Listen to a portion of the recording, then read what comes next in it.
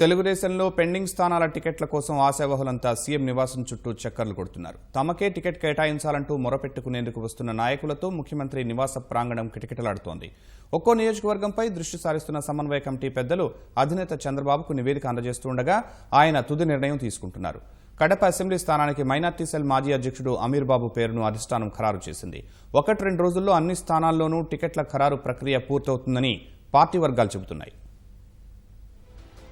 ముఖ్యమంత్రి చంద్రబాబు నివాసం వద్ద పెండింగ్ అభ్యర్థుల కోలాహలం కొనసాగుతోంది. టికెట్ ఖరారు స్థానాల కోసం ఆశావహులు తమ వంతు ప్రయత్నాలు చేస్తూ అధిష్టానం నిర్ణయం కోసం ఉత్కంఠతో ఎదురుచూస్తున్నారు. గజపతి నగరం, నెల్లిమర్ల, విజయనగరం, విశాఖ సౌత్, పి గన్నవరం, నూజివీడు, తిరువూరు, ఆత్మకూరు, పాతపట్నం, తిరుపతి, చిత్తూరు, ఉదయగిరి, చోడవరం, అమలాపురం, ప్రొద్దుటూరు, సింగనమల, మదనపల్లి, కళ్యాణదుర్గం, గుంతకల్లు తదితర స్థానాల్లో అభ్యర్థుల ఎంపిక ఓ కొలిక్కి వచ్చే అవకాశం ఉంది. సింగనమల, కళ్యాణదుర్గం, గుంతకల్లు సిట్టింగ్లను కొనసాగిస్తారా లేదా అనే ఉత్కంఠ కొనసాగుతోంది. మాడుగుల నుంచి రామానాయుడు పేరు దాదాపు ఖరారు అయ్యే అవకాశం ఉంది.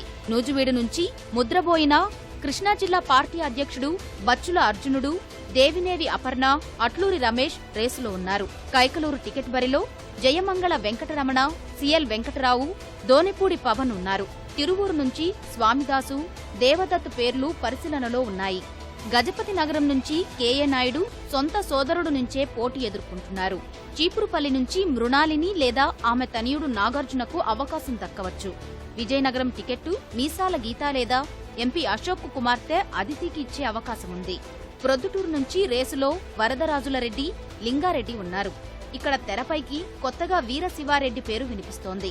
గుంతకల్లు సిట్టింగ్ ఎమ్మెల్యే జితేందర్ గౌడ్కు మధుసూదన్ గుప్తా పోటీ వస్తున్నారు. సింగనమల టికెట్ రేసులో సిట్టింగ్ ఎమ్మెల్యే యామినిబాల, శ్రావణి ఉన్నారు.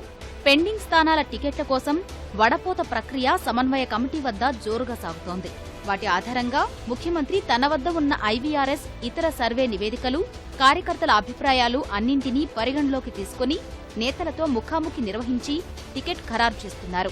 యనమల రామకృష్ణుడు, సుజనా చౌదరి ఆధ్వర్యంలో 2 సమన్వయ కమిటీల ద్వారా పార్టీ నేతల అభిప్రాయాలు సేకరిస్తున్నారు. దాదాపు 20 నియోజకవర్గాలపై అధినేత చంద్రబాబు స్పష్టత ఇవ్వనున్నారు. సోమవారం ముఖ్యమంత్రిని కలిసిన వంగవీటి రాధ మరోసారి సీఎంను కలిశారు.